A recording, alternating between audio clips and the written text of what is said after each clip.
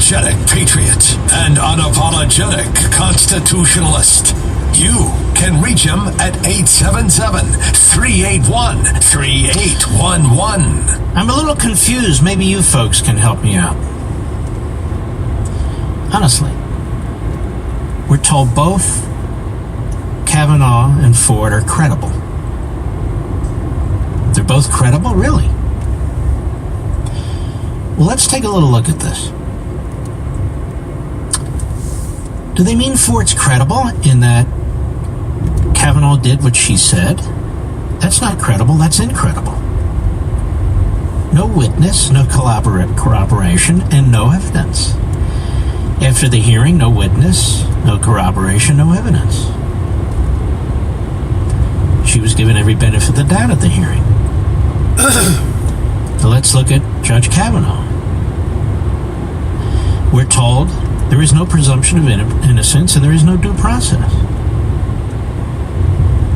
So the system is set up against the man. And for 10 days, he and his family are being crushed in the media. You know, the free press.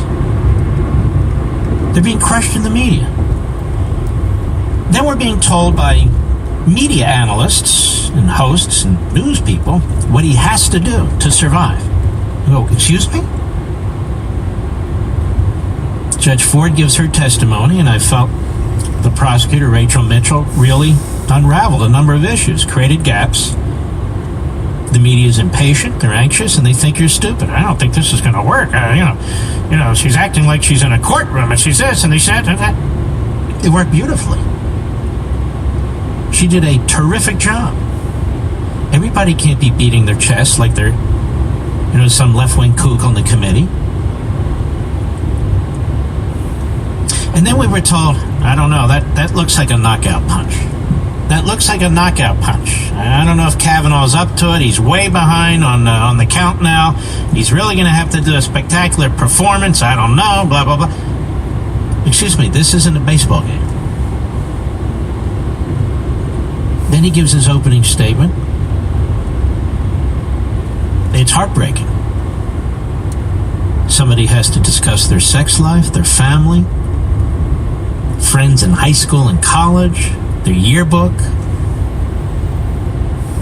And imagine going in front of the world and saying, I am not a rapist. I am not a sexual abuser. I am innocent. Well, you're not presumed innocent. How do you prove it? And she is no witness, no corroboration, no evidence. At the end of the hearing, no witness, no corroboration, no evidence.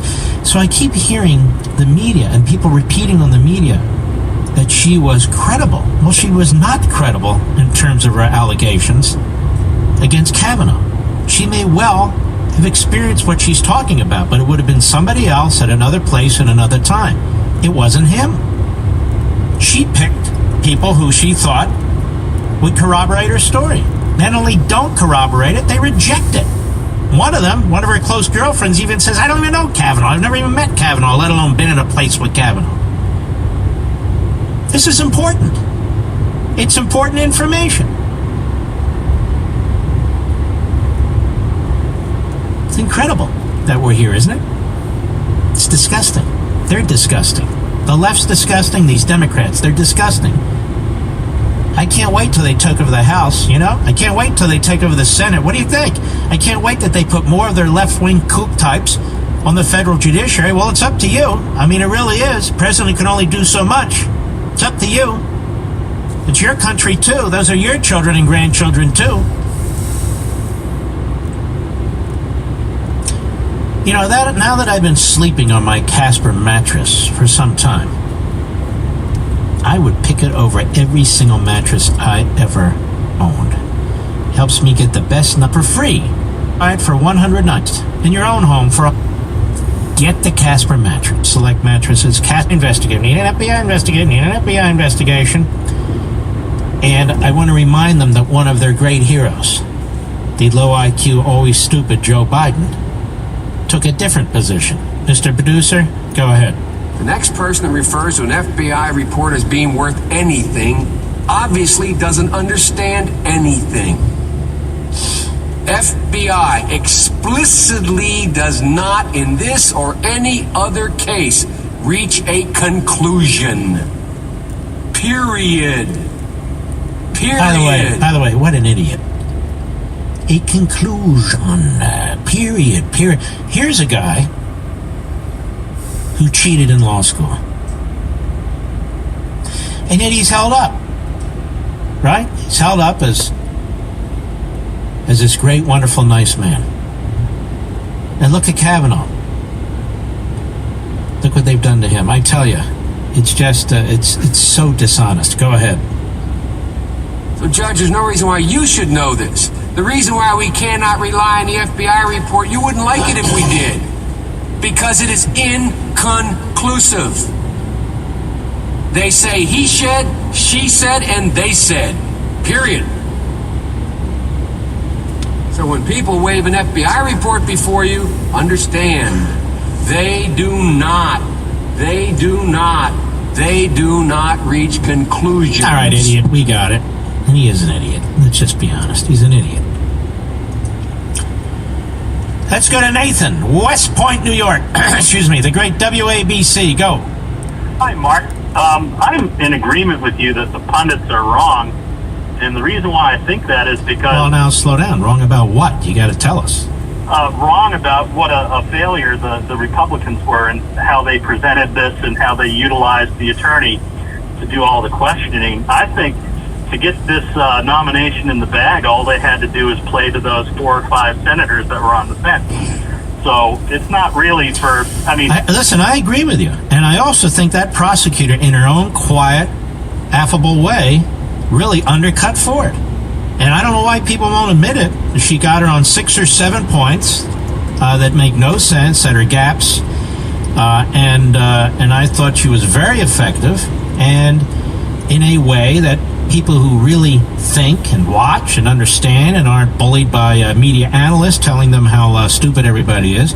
I think we all got it. Yeah, and your call screener asked a good question. He asked, why do it in public? And I think the reason is to juxtapose that, clear and orderly method with the way that Democrats act when there's a camera around. I mean, it couldn't, the decision for these 4 or 5 senators couldn't be any more clear in terms of what camp they want to throw their hat into, because, as far as I'm concerned, and they seem, the public statements they made seem to comport with the idea that they... As far as we know, there was only one person in the room, could be others, but one person in the room who molested a woman. And it's Cory Booker. That's right. Because he admitted it in a column in 1994. Mm-hmm. There's only one person in that room who actually molested a woman. It's Cory Booker, because he confessed about it and wrote a whole column about it. Yep. All right, Nathan, thank you for your call, my friend. James, Washington, D.C., the great WMAL, a retired clinical therapist. How are you? Mr. Bean, good evening. Thanks for taking my call. Good evening. I just called because, before you mentioned it, I want to say that I agree with you, what you were saying earlier about her ability to take plane rides to Costa Rica and Hawaii and other places. Actually, there was a handful of them. And I used to work specifically with individuals with panic disorder, social phobia, agoraphobia, post-traumatic stress disorder. And her explanation of being able to fly to places that, because it was a vacation, and be able to do that, to me was a flat-out lie. When I heard that, I was very surprised. Also going hand in hand with her explanation of what Ms. Mitchell was getting at when she was trying to ask her about any other influences that could have happened to her to cause her to have this type of dysfunction. And she, to me, Dr. Ford almost seemed a little surprised and shocked, and she didn't really have a quick response, but then she very quickly went to explain that the etiology of someone having a predisposition could be triggered more easily than others, which is true. So she came across as very knowledgeable and controlled, and I think what you're hearing and what people saying is her being persuasive is that she was a very controlled person. Her presentation was very controlled. And what I noticed in her delivery when she was repeating some of the incidences that occurred, she would go from